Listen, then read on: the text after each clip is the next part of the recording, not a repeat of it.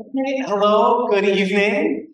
Welcome to the Acadiana Center for the Arts. My name is Brandon Motz. I'm the Performing Arts Director here. And it's my privilege to welcome you here to learn a little bit more about the NXT series, what it is, what the application process looks like, and then we actually have a great panel here. A duo of past NXT or next artists to help give a little bit of their insight of going through, the application process and actually culminating in performance. So we're very excited to be launching another year of applications for this. The next series is one of our primary presenting series within the Performing Arts Department here. We have our All-Star series, which presents nationally recognized, predominantly touring artists. We have our Louisiana Crossroads series, which goes into very established Louisiana artists or Louisiana-tied artists, and sort of the story they have to tell. We have the Spotlight Theater and Dance series, which produces exactly what it sounds like, theater and dance performances. And then we have the NXT series, which is intended to be sort of our program that supports our local artists, especially those in the early or mid-career professional levels. It's a very professional opportunity in a beautiful space, but it has this joint goal of nurturing and encouraging and supporting. The official tagline in our printed book is supporting rising local artists with major performance opportunity while helping them develop their professional portfolio and gain experience as a touring artist. That's sort of the boilerplate language there, and that can mean anything. Last year, when we opened up our applications, we had our most successful year of applicants yet. We had nearly 40 applicants to the program, and we actually selected 6, but I'll get into that because I know you'll see 5 pictures up there. There's no set limit on how many performances get selected. 5 is probably the maximum. But it's been 4 or 3 in the past. It all depends on the pool of applicants. So like I said, we had almost 40 applicants last year. And this coming season, we open our season in June with Dwight James and the Royals. Dwight is an interesting one, a mid-level artist who was performing a lot, and then the pandemic hit, and things sort of plateaued a little bit. And this is sort of an opportunity for him he's using this opportunity to really get back into the music making, get the band back together, if you will. Armed Rhymery, a hip-hop R&B duo that do spend a lot of time doing regional tours in Colorado. Spent a lot of time there, but still maintain a good connection here in Lafayette. Jill Butler, who is a mid-career artist in the sense that she left a banking career to focus full-time on jazz music. So that's sort of how she fits into this next model. And then we have Zach Edwards and the Medicine's Liquid Light Show. Of course, they're performing all over. They just finished playing yesterday or Sunday at Jazz Fest. And then Hemlock, Louisiana, a Lafayette-tied singer-songwriter who spends a majority of their time on the road, touring. They call it perma-touring, but still connected here. So that's sort of a rundown of who was a part of the series this year. So let's take a look at the requirements to be a next artist. Who is eligible to apply? You need to be over 18. This is a professional opportunity. So we're looking for artists over 18, and they have to have been a resident of one of Acadiana's 8 parish region within the last 6 years. So if you're someone that has moved away or isn't here full time, as long as you have pretty much permanent residency here within the last 6 years, you're eligible. So that includes things like college graduates. You went to college at UL and you know, gone away and you're living in LA for the last 2 years, you're still eligible to come. Is the goal with that. And we're looking for people who are early career artists, which we classify as under 5 years of professional experience, and mid-career artists, 5 to 15 years of professional experience. Are the main parameters. And the application will be open through July 31st, which gives a really long window to get materials open for that. It also gives anyone a chance to go attend one of these concerts and see if that might help your application, or you can get a good feel of the shows as well in there. So let's take a look at what the application actually looks like. Artists, and I know because I am one, sometimes it's really hard to write about yourself. I think we'll get into some of that in the panel's discussion. But this is really where I tried to make it as less scary as possible. So, beginning stuff, a project name. This is if you're a band, or it could be, you know, your name. If you're a solo artist, that can also be your project name. But that just makes it easier looking through for filing. That's what project name is. Content stuff, the qualifying questions to make sure you fit the requirements. And then we get to the fun part. Tell us about yourself. So this is where we're looking for biography and a resume. The biography bit is, who are you as an artist? What have you done in the arts? What are your influences? What inspires you? Anything that you think would help us get to know you as a performing artist better. The resume is the nuts and bolts of that. And we're looking for a simple performing resume. You don't need to tell us that you worked in a restaurant or, you know, your administrative abilities. We're just looking, you know, where have you played? What have you done? Who have you studied with? Who have you collaborated with? Anything like that is what belongs in the resume. The next question in there is why now? The next series as a jumping off point as into your career, wherever you are, to be that next step. What is that next step? And how might the next series help you accomplish that goal? It may help you reach that goal. Then we get who is the audience. As an artist, it's really important to know who your target audience is. That's not to limit your audience, because we're always looking to grow, but it's really helpful to know who is this geared for. Who do you want to come see the show? How knowing your target audience might help you fill that show, which is another big key part of this, is being able to feel confident that you can pull in an audience to feel really comfortable in our 300-seat theater.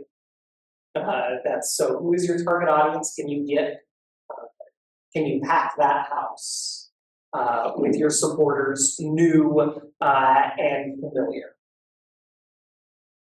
And then sort of your technical needs. Do you expect an extensive lighting design or projections, or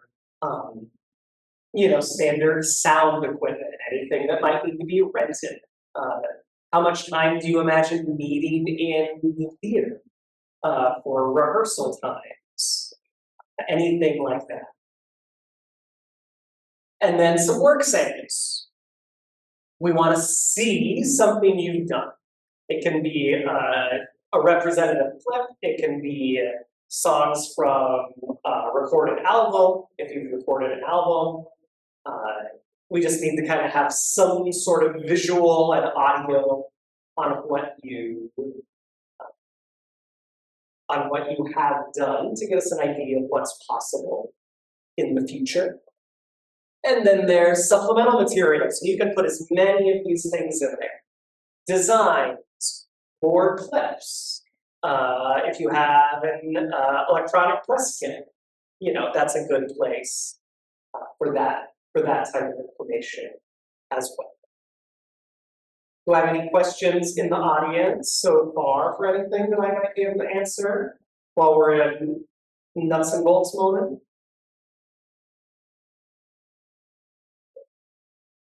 This is the moment where I say that we kind of focus in talking about the artists, and I keep saying musicians, but this is open to all performing arts disciplines. Music, theater, dance, circus, mime, comedy, anything that, is traditionally or not traditionally performed on a stage. And this year we did also, through the application process, select Nicole Curtis she's a dancer, and her application landed her a spot in the Spotlight series. So depending on how things line up with the applications, if you're a theater and dance artist and the project is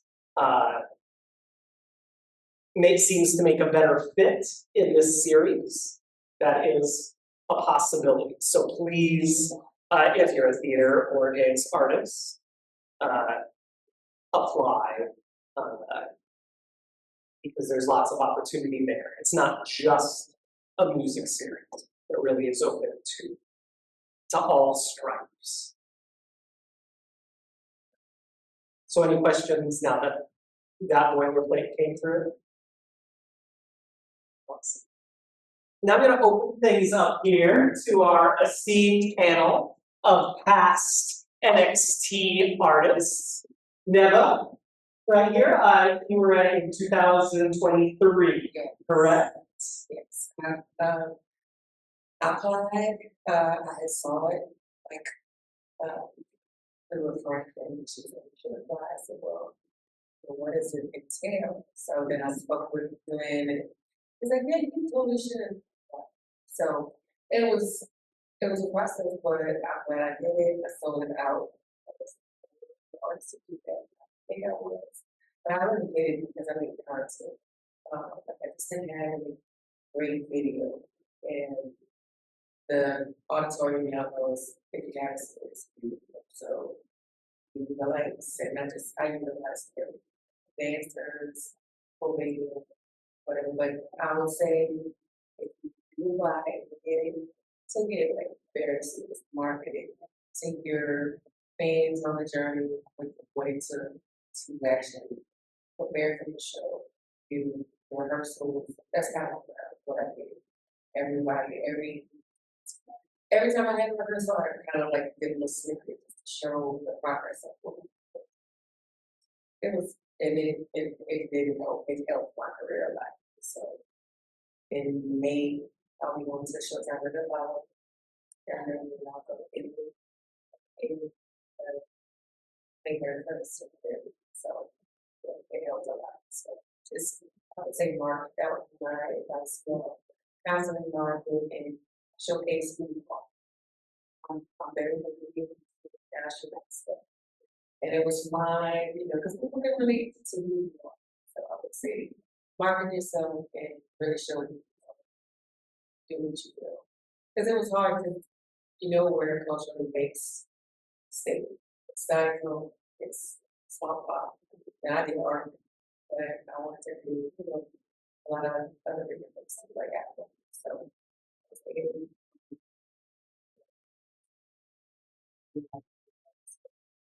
so, smart, so. You have to think, you realize that you exactly what you Wonderful, and we're going to definitely touch on marketing a bit in a second here as we talk about how it's a professional opportunity, which we'll get into. Yes. So a question about the video. Did AcA film and then record and provide you with like a dump of all the video that you were able to take advantage of? No, so basically I had, they probably could have if I went fastly, but I just hired everybody. So you brought in your own crew to take care of that. Yeah, because that's what I needed. I needed footage. I wanted to submit for certain festivals, and I just wanted like better footage, crowd, the lights, and everything. So yeah, I just hired someone that I knew that actually did video. To help answer that question, we've gradually kind of been ramping things up and still trying to find the right balance as a series to make sure that we are nurturing and what does opportunity mean. And in some cases, that opportunity is for things like footage, professional, building that professional portfolio. While we don't hire and provide 100% of like a filming crew, we do have the resources to help find those people, or we have some equipment that can be used. All of the performances can be recorded with multi-tracks, but you can just be the owners of the multi-tracks after that for remixing. Is something in there, and then photography. We're providing a photographer for the shows for those sort of footage. So anything is possible, and that sort of happens in the conversations after selection. What do you want out of this? What do you need out of this performance? And then we can work with you to make that happen in a reasonable, real way. Do you think if that's a real goal, you should put that in your technical section, or? Yeah, absolutely. I think that could go in. And of course, you were back in 2023, so that was. It's changed. It's changed. What was the first next series? So the next series began with late incoming. I want to say 2019. So a really good time to start a program.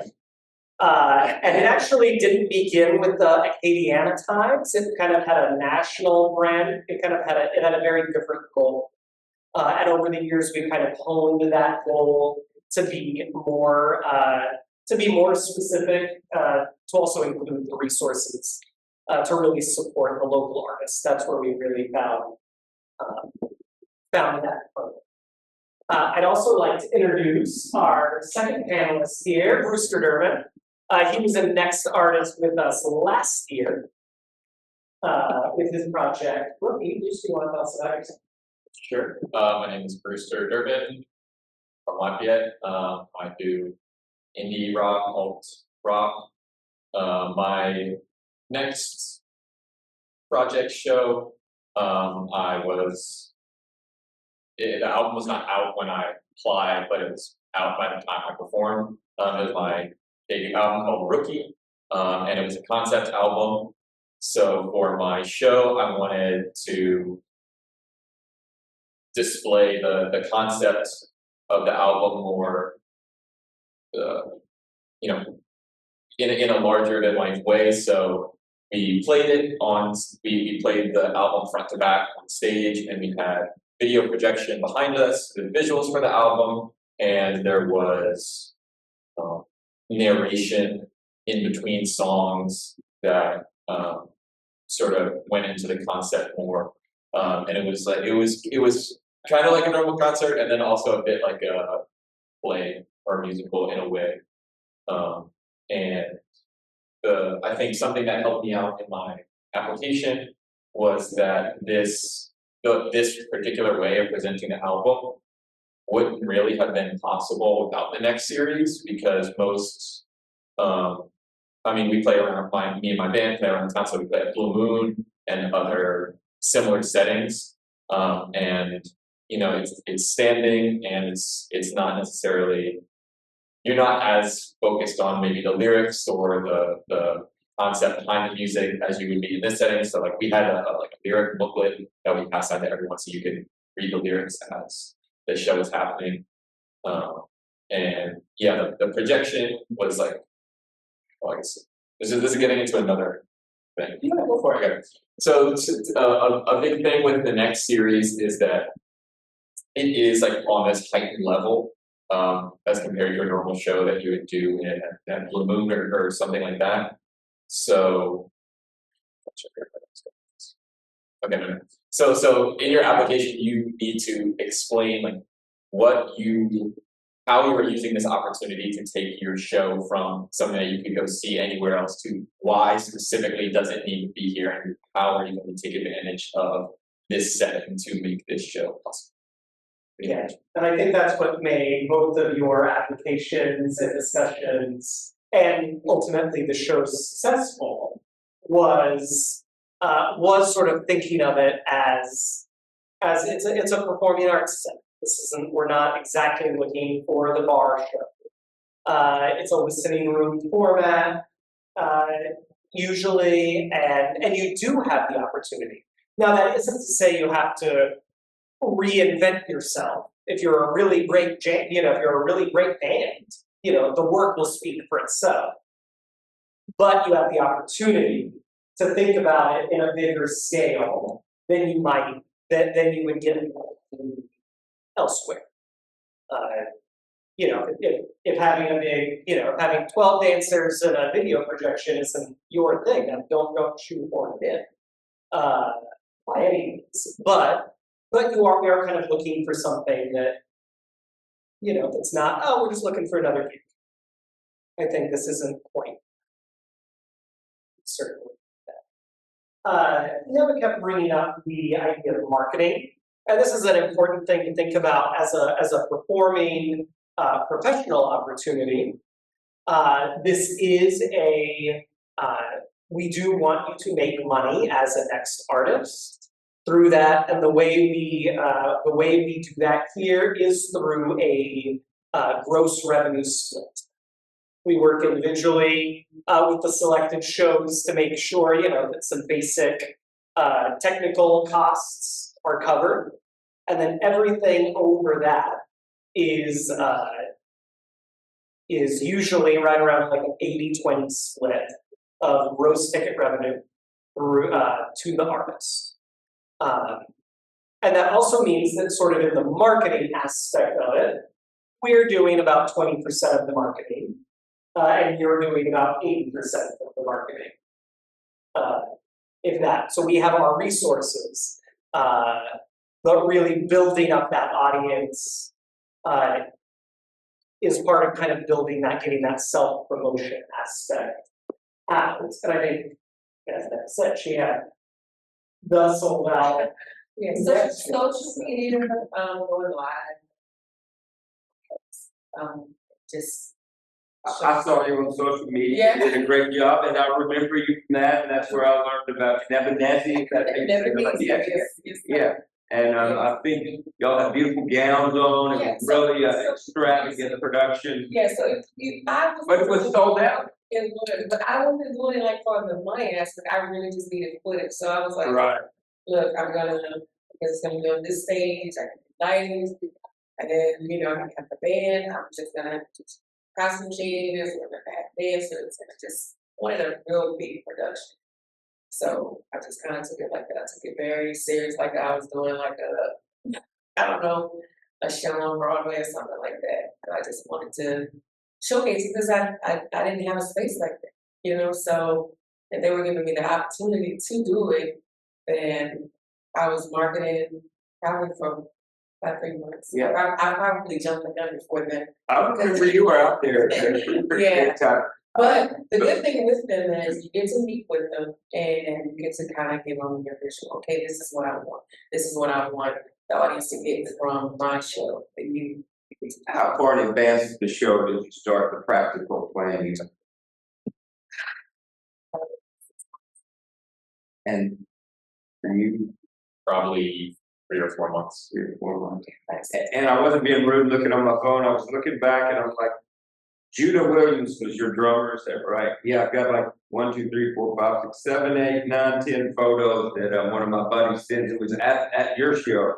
And I see the movie video footage behind y'all. And I do remember your marketing was good too. It was the story of a football player UL that disappeared or Yes, something like yes, that's right. that. That's the concept of the album. Right. So we, Were you sold out as well, or how did your turn? it is selling it out is pretty amazing. Like that is like an amazing job. I'm telling you, that was not my goal. I promise you, it was not my goal. It was nice, but I really just needed the footage. I needed something that was professional, and that was easy for my me. So now I have footage and we have a product. And you go in Italy. Yeah. So let's go in, something that we touched on when we were talking about the application itself. Writing about yourself as an artist, right? Like, you know, really kind of describing your vision, and who you are. Do you have any advice on how to tackle that, or things that you thought about when you were writing about that? Just to get your thoughts on that. Sure. I do think the reality of that is it's one of the hardest things to do as an artist. Not just like actually figuring out who you are as an artist is probably one of the hardest things that you have to do as an artist. But there are certain, like every artist has had to do that. So there are resources available for you to learn how to do that and figure out how to do that. I forget what exactly it's normally called, but I know there's something called a Lames analysis where it prompts you with certain questions. Do you know what I'm talking about? I don't know if it's exactly, but LAMES. Look up Lane's analysis. It prompts you with certain questions to force you to write about yourself and force you to figure out what exactly makes you. I'm sure it's also called something else that is the more common name, but you know, it is. There are resources like available online to help you figure out how to do that. And then when you're applying, and not only when you're applying, but some of the things that would be expected of you if you actually get it in, if you become an next artist, you are held to a professional standard. So as an artist, you have to be prepared to be held to that standard. So I know when I was applying, I was like, oh, I don't have a website, I don't have an EPK yet, so I had to go make those things and get myself up to that standard that I was going to be held to if I actually did become an next artist. Any thoughts on marketing, you know, on writing about yourself. Yeah. Writing about yourself is hard. I feel like I'm boring. So when it came to that, I was like, who am I as an artist? And what do you do when you're an artist that loves all types of genres and there's talent and they're asking what specific genre do you do? Or what type of artist are you, you know? And you're like, I'm just an alien, I like everything. But you have to narrow it down, you know, so that was hard. And just selecting the best clips that, you know, maybe the sound wasn't that good, but you had a nice crowd. Maybe you had a nice crowd out there. It's like giving cake. So that was hard but I did the same thing as you. I did my album. My album came out on my birthday, 15, 2020, around COVID. COVID hit March. My birthday was April, so I didn't really get to maximize the album. So when I got shows, I was like, this will give me a way to put it bring life into my album, and I'm from the whole thing, so.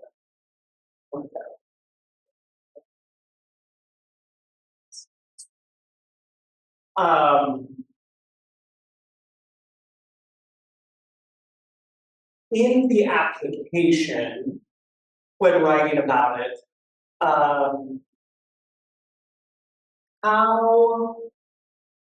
how specific did you get in sort of your vision for the project itself and in writing about it?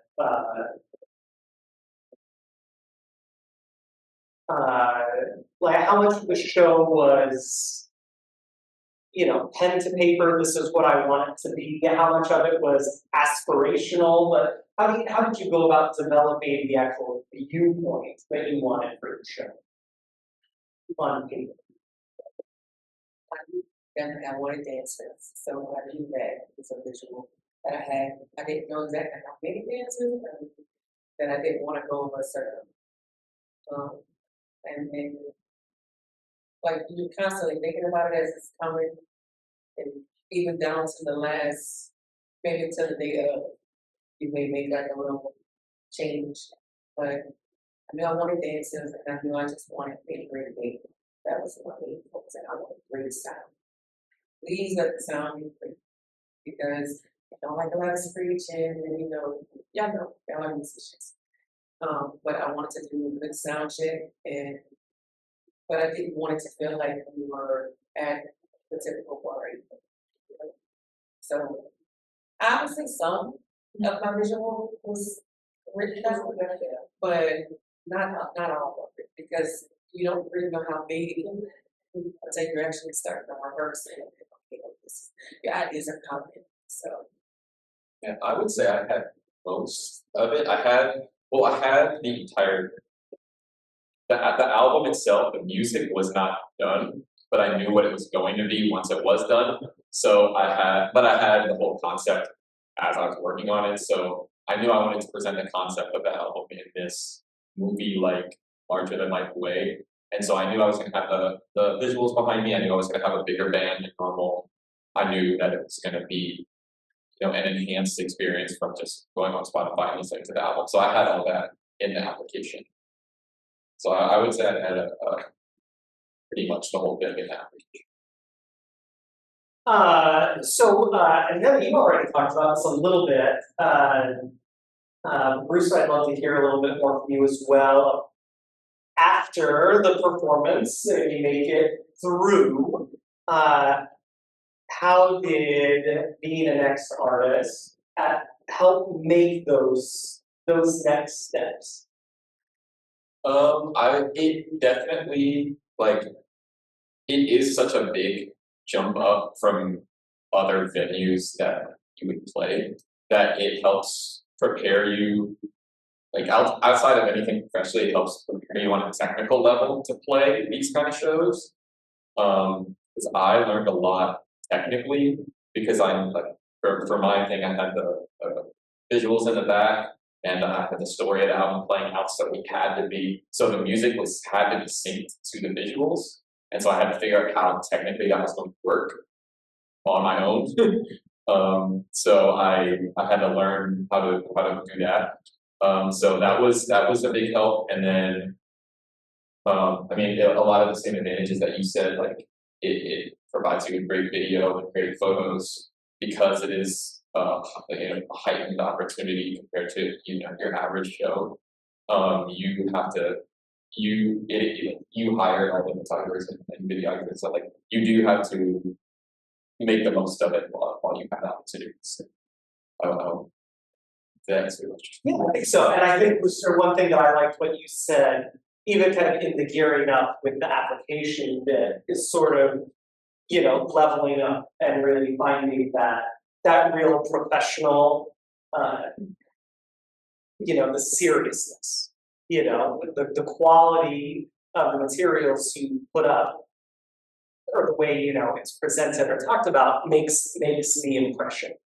That's what we are looking for someone who's ready to be a professional in it. It does heighten so much, and it's gonna your fans are going to take it way more serious. Because after they see you make such a great show and work hard for it, it does. It's a bigger movie. Did anything through your process surprise you? If so, what? I was a bit surprised that I actually did it, like that I actually pulled it off, because it was when I applied, I was like, this is my ambitious idea that I have to do, and then once it became a reality, and once I was accepted, I was like, okay, now I actually have to do it, and so working towards it was difficult, but it was really fulfilling to actually do it. So I was surprised that it worked and went well. Dream big, just dream big. And I was already dreaming big once I got accepted, and I didn't have any breaks in my show, so my show was literally from 7 to 9. So just the fact that everybody stayed, entertained, you know, you're tired, but yeah, and just dreaming, do whatever makes you feel like as an artist. Like even if the ideas they're like one, because I had a lot of I was like, why you don't have this? Yeah, because I have a vision of my mind, staging people while I'm doing the last. Yeah, it's definitely a professional. It was a professional opportunity, so I took advantage of it. So I was just. And then I like to ask, how did you first hear about the NXT series? Right. Right. I came to the Good Problems concert. That was the season. Yes. Great. So that all says, like, you know, tell your friends, come see one of our shows in this summer, June, July, and August. I'll have at least one show in there. And I think I'll wrap things up here. A question, perfect.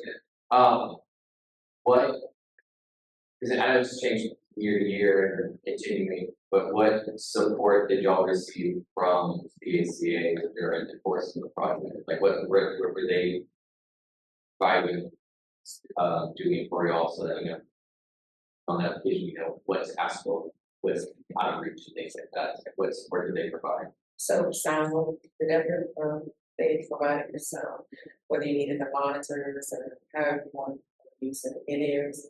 I actually had Maggie, Brian, with my lights and everything, we had the projection as well. So when the music was on, we had like, you know, it's kind of like the galaxy kind of thing. So you can definitely utilize that. So they provided that. You said earlier that the revenue is like an 80-20 split, so we do 80% of marketing, AcA does 20% of marketing.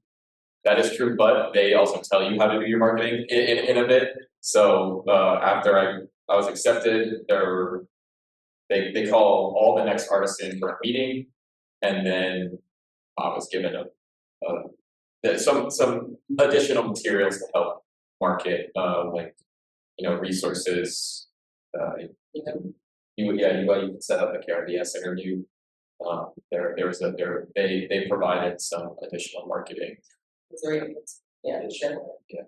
And if I had a lot of technical issues, not issues, I had a lot of technical questions because I had never dealt with this level of technology. And so I would just ask for a meeting, and then we met and they helped me go through any questions that I had.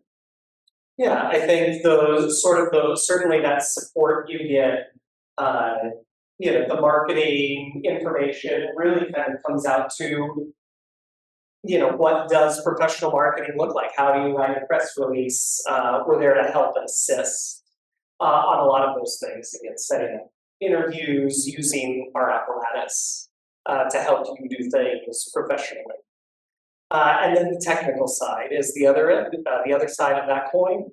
We do have Justin as our production manager here, and we set up meetings to talk about the show, what it needs to look like, what we can do easily, what we can't do easily, and then each show as it starts getting built and created through the conversations. The support naturally kind of finds its way through. It's not like, oh, you're going to show up the day of and we're just going to say, hey, put on a show. We have more invested in the program and in you as artists than that. So that's where the support kind of comes through. Really great question. Any other questions here? All right, well then I'm gonna wrap things up. Thank you for joining us. I look forward to seeing lots of great projects and applications. If you applied last year and didn't make it, try again. There were so many, like I said, we had nearly 40 applications last year. There were so many good projects that I'd love to see grow. And if you have any questions throughout about the application or about the program, my email is on the pages wherever they are on the website. My email is brandon@acadianacenterforthearts.org. And I'll be happy to help and assist in any way on developing your application and answering questions you have in that regard.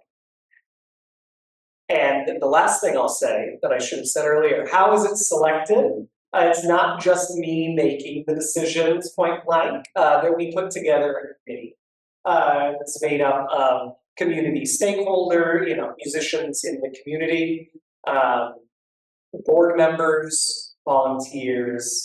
I am part of that team, but there's a lot of, but it's a whole group situation. So that's a bit more of a clarity comment that I should have said earlier.